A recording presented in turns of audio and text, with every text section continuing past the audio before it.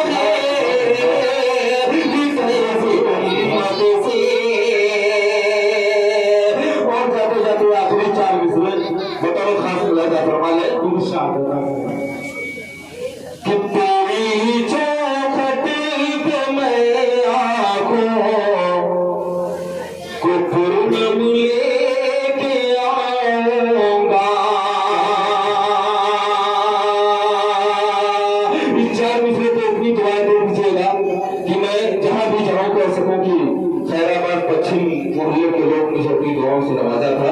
तो इस तरह सुनिएगा कि